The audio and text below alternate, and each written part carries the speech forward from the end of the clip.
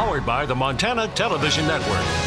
This is the 5:30 News on Q2, Montana's news leader. Good evening, everyone. Thanks for joining us. I'm Jeanelle. Slade. Jay is off tonight. Thunder rumbled through Billings and south central Montana last night, rudely waking residents all across our region. But in Choteau, Montana, that same storm took a much bigger toll. High winds, massive hail, and heavy rain left homes damaged, streets littered, and the town bracing for more. We begin tonight in our region with our chief forecaster Bob McGuire tracking those storms to show us what kind of action we can expect tonight. I'm hearing some big hail out there. Yeah, already could see some big hail. Some was reported northwest of Columbus, and it's moving towards Columbus. Let me show you what it looked like around Laurel. These are mammatus clouds. They're just loaded down with rain. They've got so much rain in them, they're actually kind of drooping out of the sky there. And Rachel Maxwell got that shot for us. And so like last night, we had that northwesterly flow of air. The storm came out of Great Falls, moved into the Billings area overnight, and that's when we had that big cell. But look what's happening now in that northwesterly flow. Look at that big storm that's starting to make its way basically right around Columbus area. And then we got another strong storm over there by Sheridan. Take a look at this.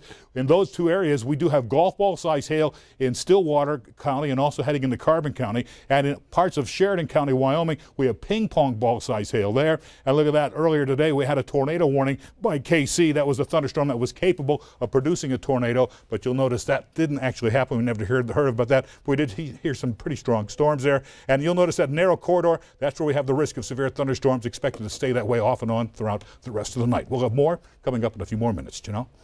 All right, thanks so much, Bob. Now, the community of Choteau still cleaning up after those strong storms tore through central Montana Wednesday. Residents tell us Choteau city workers were on the street cleaning up immediately. Large uprooted trees, downed branches, and debris covered the streets and sidewalks.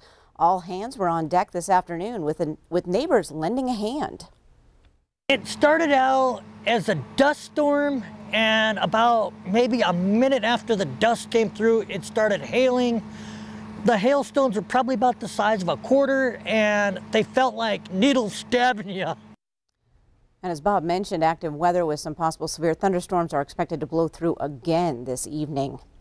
Trade deficits haven't been much of a concern for American farmers, but recent trade tariff issues are cutting into profits. So much so, President Donald Trump rolled out a $12 billion bailout for farmers this week. But retaliation tariffs by countries like China are now hurting American soybean and pork producers. President Trump visited Iowa today, trying to reassure Midwest farmers that his plan is solid and will help them in the end. But others, including Montana Senator Jon Tester, aren't so sure. Tester took to the Senate floor today to offer a different perspective. This disaster is man-made. It's government-made. Make no mistake, this is a self-inflicted problem. And it's a financial problem that is a direct result of the tariffs and irresponsible policy. We just opened up Europe for you farmers. You're not going to be too angry with Trump, I can tell you. You know, China's doing a little number. They want to attack the Farm Belt. So they figured, oh, what we'll do is we'll attack them. And I see that. And I said, they're not going to win, just so you understand. We have all the cards. We're going to win.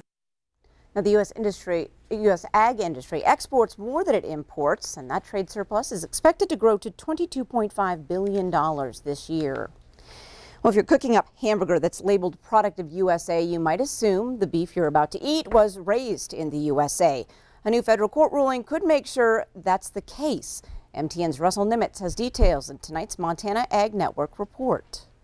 Well, now that we have a court-established finding that lack of country of origin labeling harms cattle producers in the United States, we're going directly to the White House. In a lawsuit filed by RCAF USA, the organization alleged that the USDA was unlawfully allowing imported beef to be sold to consumers without a country of origin label and sold to consumers with a product of USA label, even if the animal from which the beef was derived was born, raised, and processed in a foreign country.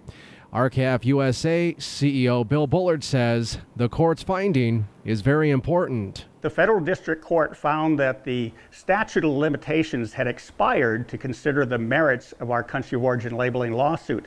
But very importantly, the court found that despite what USDA has said and despite what the meatpacking lobby has said, U.S. cattle producers were harmed when country of origin labeling was repealed, and that harm is fairly traceable to the USDA's actions in repealing country of origin labeling. So that clearly establishes what we've said all along. and that is country of origin labeling is beneficial to U.S. cattle producers, and the loss of that labeling will financially harm them, and the court agreed with us. He says this is why it's even more clear that the Trump administration must act now. President Trump has initiated a Buy American, Hire American program, and country of origin labeling fits right in. In fact, we've told the White House that unless we have labels that clearly distinguishes the U.S. product, U.S. consumers cannot choose to buy American, which is what we need to help rebuild our economy and help rebuild the middle class. So we're focusing right now on the White House. We have provided the White House with a lot of information about country of origin labeling. We know they're looking at it, and we're hopeful that they will initiate action to reinstate country of origin labeling very soon. Ranchers like Scott Frazier from Reed Point, Montana agree that country of origin labeling is important for them and consumers. The thing I like about it is it lets the consumer know that the beef that they're eating is born, raised, and slaughtered in America. As for the future of country of origin labeling, RCAF USA says it's asking President Trump to immediately reinstate COOL, either through an executive order or through his ongoing renegotiation of NAFTA. In Billings, Russell Nimitz, MTN News. Thanks, Russell. Those against country of origin labeling argue that the regulation represents costly tracking and labeling, potential retaliatory tariffs, and a signal to our trading partners that the U.S. is not willing to abide by international trade decisions. We have some sad news tonight. Montana has lost a true coaching legend who'd been battling health problems for a few years. Q2 Sports Director Scott Breen joins us now with the latest on that, Scott. Right, there he is. Bob Petrino Sr., a.k.a. Mr. Carroll College, has passed away at age 81. And talk about a coaching icon. Wow. He led the Saints for 27 years, starting in 1971. Petrino's teams produced 4 undefeated regular seasons, 16 conference championships, 9 trips to the playoffs, and of course his sons are still coaching, Bobby at Louisville, Paul at Idaho. Petrino's nephew Jason is here in town starting his 3rd season as head coach at Rocky. You know, there's just so many things that I find myself saying that I heard him say, and you know, you always say this, you don't appreciate it until it's gone, and I use it a lot more after playing for him. Some of the things, the 2 E's, the 2 C's, and what the game of football is about and what you need to be successful, but so many of those things carried on and over into your daily life, you know, being a good person, honesty, hard work, discipline. And coming up in sports, Jason Petrino shares more with us, and we'll hear from longtime Carroll football coach Mike Van Diest, the impact Bob Petrino Sr. had on him. And if you missed it again, Bob Sr. passing away at the age of 81.